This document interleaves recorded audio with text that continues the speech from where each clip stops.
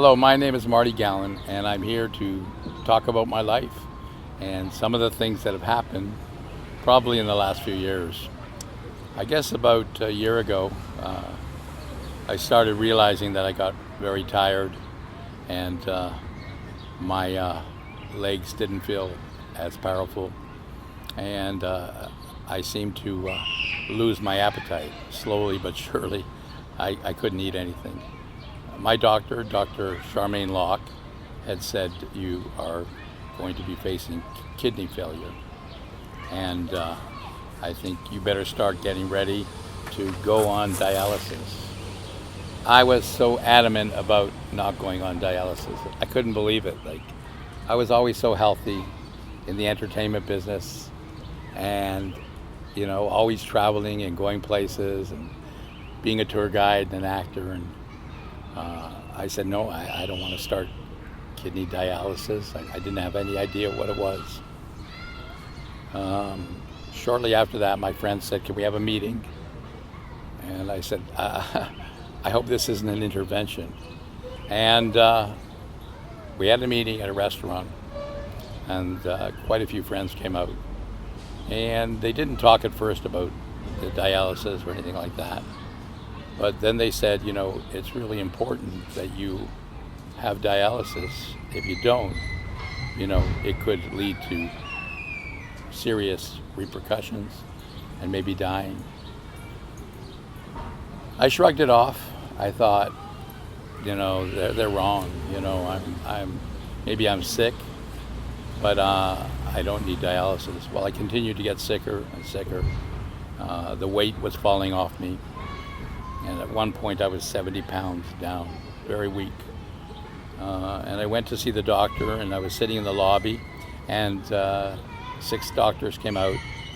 And Dr. Locke, Charmaine Locke, said to me, she said, you're going right into the hospital now. I said, I got to go home and get my dog.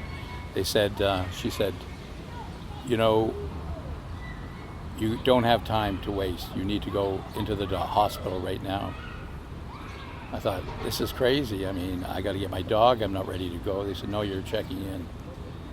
At that point, they checked me into the hospital. My friend took care of my dog, and people watered the plants. I was there. They kept me there for 2 weeks. And then they started right away, believe it or not, administering dialysis that night when I went in. That's how serious it was. When you're that sick, you don't realize you're that sick. And I thought, it's not going to work. I'm not eating. I'm losing weight. I couldn't even drink water. So they kept saying, just give it time. And they did. They kept doing it. And like I said, they started right that night at midnight. They did it the next day. They did it for 2 weeks, almost every other day. And I was terrified, How do you go from being a healthy person to all of a sudden you're on dialysis? But the amazing thing was, everybody came and joined me while I was going through this dialysis session. You're terrified because there's needles going into your arm, and blood coming out, and blood going in, and water coming out. My legs were so swollen that I couldn't walk. But over time, it seemed to get better. And even though I didn't listen to my friends, I knew that there was no other way. There wasn't turning back. But a week ago, my doctor said to me, yeah, I have something to tell you. And I said, what? She said, you're a lot better, aren't you? And I said, yes. She said, you were going to die. I said, I was going to die. She said, yeah, you were dying. That's why I put you in the hospital like that, because I knew how sick you were. It's difficult to think about this when you think that you're at that point where you're going to die, and you think, really, maybe I should just die, and then you realize there's so much to live for. My life has changed greatly. I can walk a little bit better. Yes, I still walk with a walker. Being on dialysis, you have to watch certain foods that you eat. They're sugar, salt, fried foods. You have to eat really healthy. My life changed, and This is a testimonial to people that, yes, listen to your doctor, go on dialysis. I was lucky. I had a doctor named Charmaine Locke, who wasn't just a doctor, but a friend. And I think to myself, how lucky I am. The nurses are wonderful. It isn't as awful as you think it is. You're there. You do sit for 4 hours, but you're in a comfortable chair and the nurses take care of you. And you know, there's hope. There's always hope. My life has changed, maybe because people cared so much.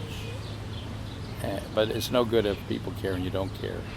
You have to care yourself. You have to want to live, because otherwise you just fade away. Everything's changed. Yes, I don't go on big walks anymore. I use a stroller. And that was my biggest fear about using a stroller. But I can't believe I can walk a little bit, steps and steps, step by step. And my friend Julius, I said to him, it's pretty terrible. He said, you know what? It's all going to get better. I said, I don't think so, Julius. He said, yeah, it will. You'll see that what the effect of dialysis does, it takes the impurities out of your body and also some of the water. So what can I say? Is it a success story? I don't know. Is it a story about survival? I think it is. Is it about trying to enjoy each day that you have? Yes. Because we don't know when the day comes when we are saying goodbye. I don't think I was ready to say goodbye.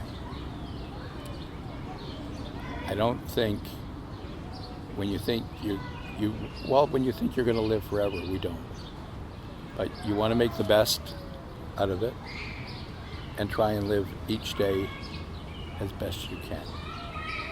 And I'm a lucky one because, you know what? Friends cared enough. And maybe down the road, there will be a chance of a kidney transplant. So there's lots to look forward to. And instead of the end, maybe this is a new beginning. Thank you.